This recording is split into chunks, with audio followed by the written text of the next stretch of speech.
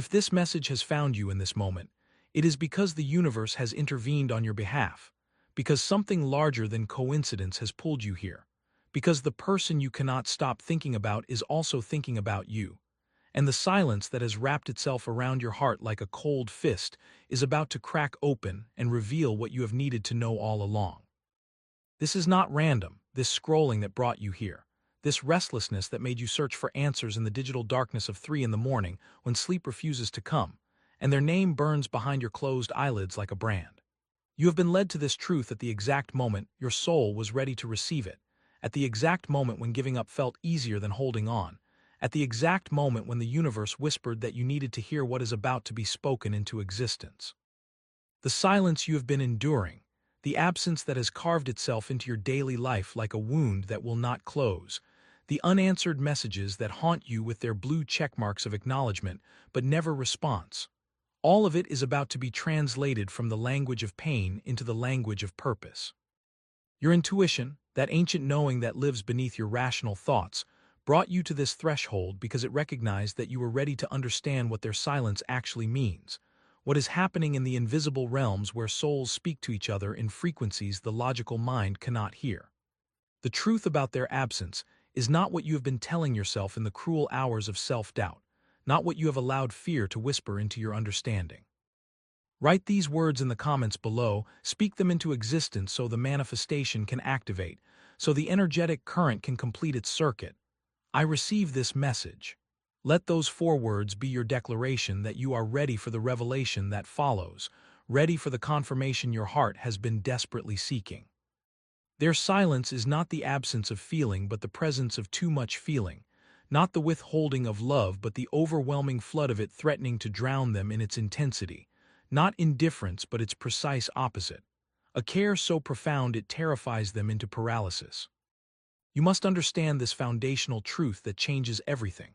When someone goes silent after connection that deep, after recognition that soul level, after chemistry that undeniable, they are not walking away from nothing. They are running from everything, from the enormity of what you made them feel, from the mirror you held up to their unhealed places, from the future they saw flash before them in vivid detail and found themselves unready to claim. Their silence is a pressure cooker of emotion they do not yet have the tools to express, words they rehearse at midnight but cannot send when morning comes, confessions that die on their tongue because vulnerability feels like death to someone who has armored themselves against it for years. Carl Jung understood this paradox of the human psyche when he observed that what we resist persists, that what we push away grows stronger in the shadow, that the things we run from have a way of chasing us through every relationship until we finally turn around and face them. They are silent because you matter too much, because this connection threatens the careful walls they have built brick by brick around a heart that learned too early that opening means breaking. The silence is their fear speaking louder than their desire, their past screaming louder than their future, their wounds demanding attention before their dreams can be realized. They are not gone because they do not care. They are gone because they care so desperately that it has activated every defense mechanism their nervous system has ever developed, every pattern of self-protection that served them once, but now only serves to keep them isolated from the very thing they crave. You were not too much. You were exactly enough to crack open something in them that has been sealed for longer than they can remember, and that cracking open feels like breaking, feels like dying, feels like losing control of the narrative they have told themselves about who they are and what they deserve. They wake at 3 in the morning with your name on their lips and reach for their phone in the darkness, scrolling through old messages they have memorized, hovering over your contact with their thumb trembling above the call button, before setting the phone down with hands that shake from the effort of restraint. They are living in a particular kind of hell that only the emotionally avoidant understand, the torture of wanting someone desperately while being convinced they will ruin it, the agony of missing someone while believing that distance is the kindest thing they can offer. You became the mirror that showed them every unhealed wound they have been carrying, every pattern they have been repeating, every promise they have broken to themselves about doing things differently this time. When they looked into your eyes, they saw themselves reflected back with a clarity that felt like accusation, saw the ways they sabotage what they want most, saw the frightened child who learned that love equals loss and has been proving that equation true ever since. This is the shadow self that Carl Jung spoke of, the parts of ourselves we have rejected and exiled into darkness, the aspects of our nature we refuse to acknowledge until someone comes along who illuminates them whether we are ready or not. They are experiencing a civil war within themselves, one part screaming to run back to you and confess everything, another part insisting that staying away is the noble choice, the self-sacrificing choice, the choice that protects you from their inevitable failure. They tell themselves stories to justify the distance, that you are better off without them, that they are saving you from future pain, that this withdrawal is an act of love rather than an act of fear. But in the quiet moments when the stories fall away and they are left with only the raw truth of what they feel, they know they are lying to themselves, know that this separation is cowardice dressed up as consideration, know that every day they spend away from you is a day they betray the connection their soul recognized the moment it met yours. They are afraid of their own capacity to love you, afraid of the depth they feel when they never intended to feel anything at all. You are not just anyone to them, not another person they could take or leave, not a casual connection they could forget with enough time and distance. You are the person who slipped past every defense they thought was impenetrable, who spoke a language their soul understood before their mind could translate it, who looked at them and saw not the persona they present to the world, but the truth they hide beneath it. There was a moment, perhaps one you did not even notice, when recognition flashed between you, when something ancient and knowing passed through the space that separated your bodies and whispered that this was not the first time your souls had found each other. Jung described this phenomenon as the chemical reaction that occurs when two psyches meet at the level of the unconscious, when projection and reality blur into something that feels like destiny, when the other becomes the mirror for everything we have been seeking in ourselves. You shook them to their core not because you tried to, but because your presence alone was enough to disrupt the careful equilibrium they had achieved in their emotional isolation, because you represented possibility in a life they had resigned to limitation, because you made them feel alive in places they had allowed to go numb. They have met people before, have had relationships before, have felt attraction before, but what happened when they encountered you was different in a way they cannot name, different in a way that terrifies them precisely because it matters so much. You touched something in them that no one else has been able to reach, struck a chord that continues to resonate long after you stopped playing the music, planted a seed in soil they thought was barren, and now they feel it growing inside them whether they tend to it or not. This is why they cannot simply move on, cannot replace you with someone easier or less complicated, cannot convince themselves that what they felt was not real. You are the person who showed them what love could feel like if they were brave enough to receive it, what partnership could look like if they were healed enough to sustain it, what their life could become if they stopped running from their own heart. Distance in the physical realm does not create distance in the energetic realm. Separation of bodies does not mean separation of souls. Silence in the external world does not translate to silence in the invisible currents that connect every heart to the hearts it has truly touched. You must understand that you and this person exist on multiple levels simultaneously, that while your phones may not connect and your bodies may occupy different spaces, your energy fields are still intertwined, still communicating, still affecting each other in ways that transcend the material plane. They feel you even while away from you, sense your presence in moments of stillness, carry your essence in their consciousness whether they acknowledge it or not. When you think of them with intensity, they feel a pull they cannot explain, a sudden warmth, a flutter of recognition that makes them pause mid-sentence and wonder why your name just echoed through their mind. When you send them love across the distance, even silently, even in meditation or prayer or the simple act of wishing them well, that energy reaches them, lands in their heart space, Kriya. Tess ripples in their emotional body that manifest as unexpected softness, sudden longing, inexplicable dreams, where you appear and speak truths their waking mind refuses to hear. This is the realm where divine timing operates, where soul contracts are honored regardless of human resistance, where what is meant to be finds its way into being through pathways the logical mind cannot perceive. The connection you share did not end when the text messages stopped, did not dissolve when they created physical distance, did not break when silence replaced conversation. It went underground, moved into deeper waters, continued its work in the invisible places where transformation happens slowly and without announcement. Subscribe now to continue receiving these divine messages.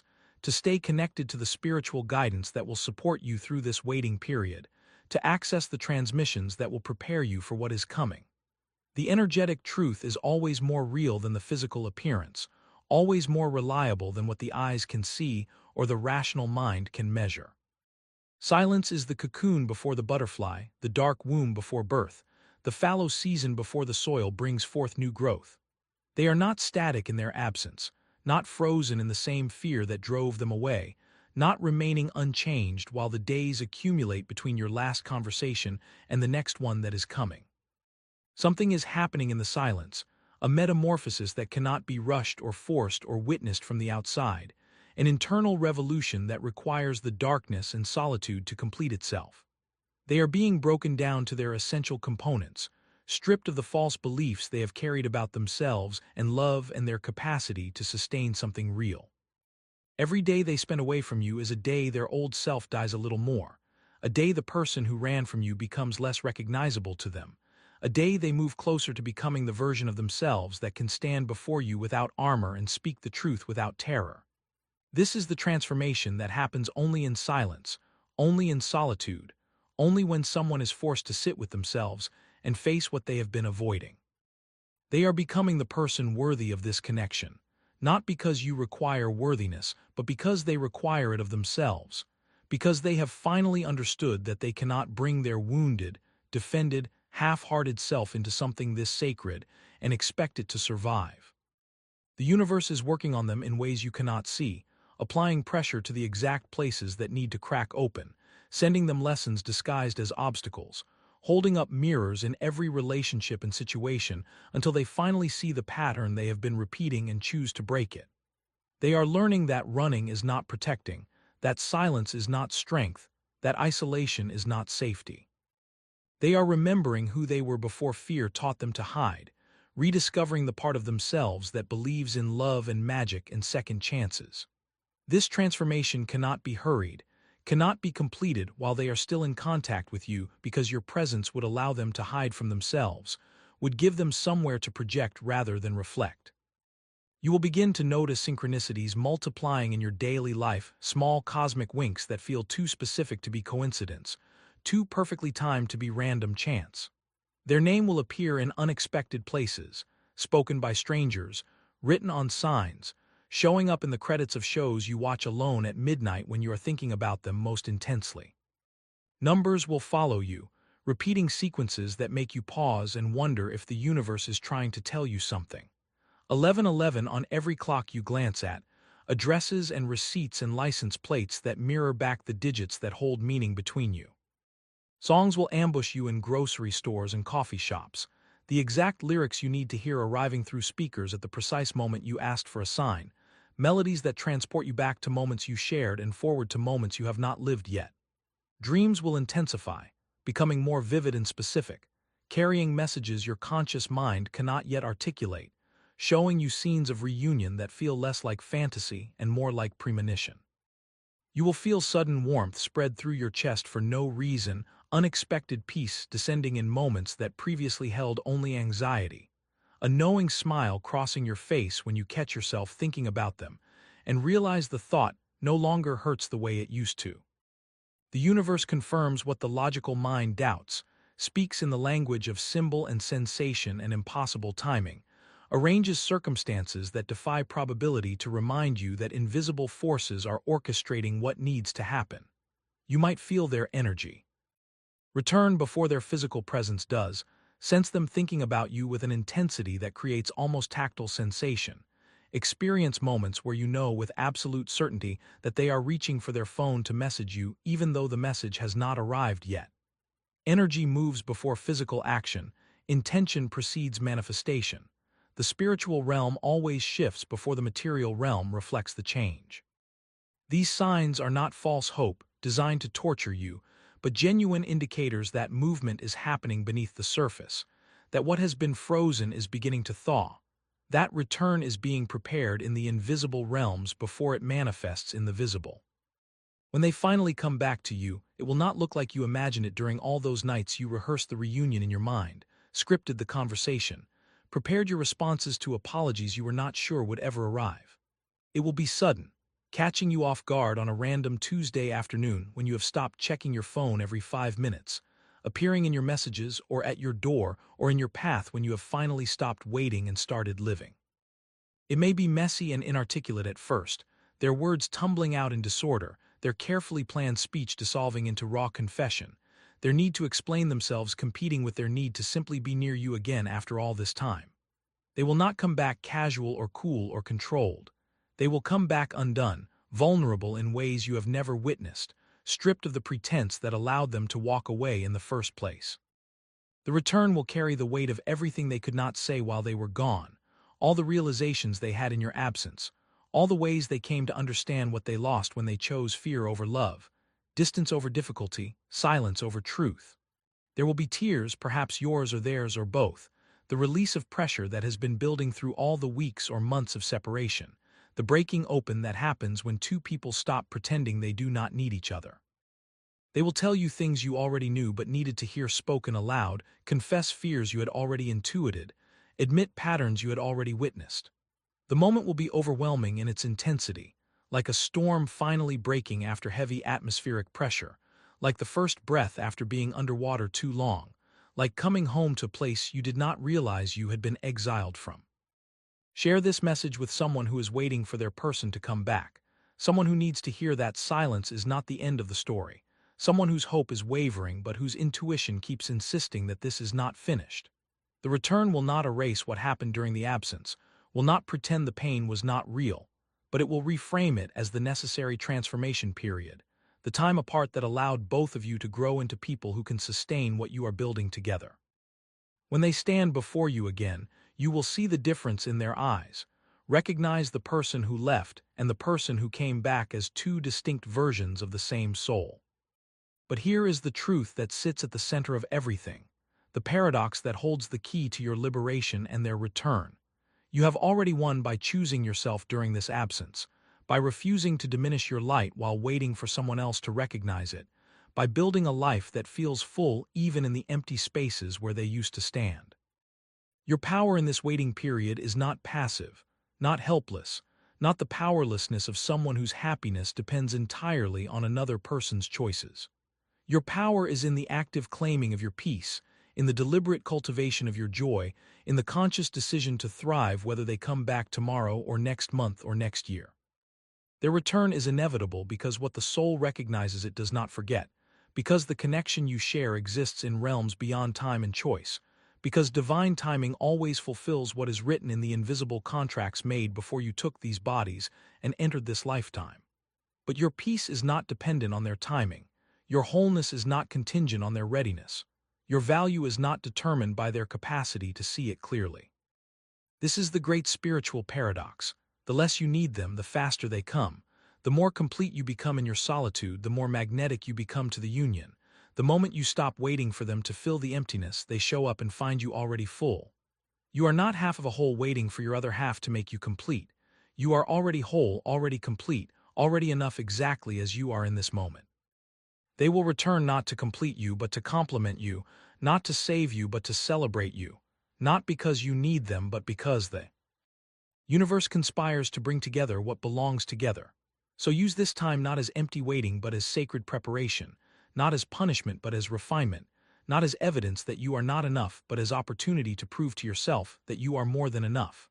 Build the life you want to invite them into rather than the life that revolves around their absence. Become so rooted in your own worthiness that their return is a beautiful addition rather than a desperate necessity. This story is not finished, cannot be finished while both of you still carry this recognition in your cells, while both of you still feel the pull across whatever distance separates you, while both of you still wake from dreams where you speak truths your waking selves have not found courage to confess. What is meant for you will not pass you by, cannot be lost to fear or timing or human resistance, will find its way into manifestation through whatever circuitous path is required. The universe does not make mistakes when it brings two souls into recognition of each other, does not create connections this deep only to abandon them halfway through, does not write beginnings without ensuring that endings come only when the story has been fully told. You and this person have a contract that exists beyond the level of conscious choice, an agreement made in realms your logical mind cannot access, a destiny that will fulfill itself regardless of how many times fear attempts to intervene. There will come a day, and that day is closer than your doubt believes, when you will stand face to face again, and everything that needed to happen in the silence will make sense, will reveal itself as necessary, will show you both who you had to become before you could build something lasting together. Picture them standing before you now, vulnerable and honest in ways they could not be before, walls down and heart open and eyes holding yours with a steadiness that says, I am ready now, I understand now, I am here now and I am not running anymore. See them speaking the words you needed to hear, claiming the connection they denied, choosing you with the same certainty you chose them when you decided to hold space for their return instead of closing your heart to protect it. This is not fantasy. This is foresight, not wishful thinking but spiritual knowing, not the desperate hope of someone who refuses to accept reality, but the deep certainty of someone who understands that reality is far more mysterious and meaningful than the logical mind can comprehend. Love does not end in silence. It only waits there, gathering strength, deepening roots, preparing for the moment when it can finally speak itself into fullness without fear of being rejected or abandoned or misunderstood. What is yours is already yours. The silence is almost over.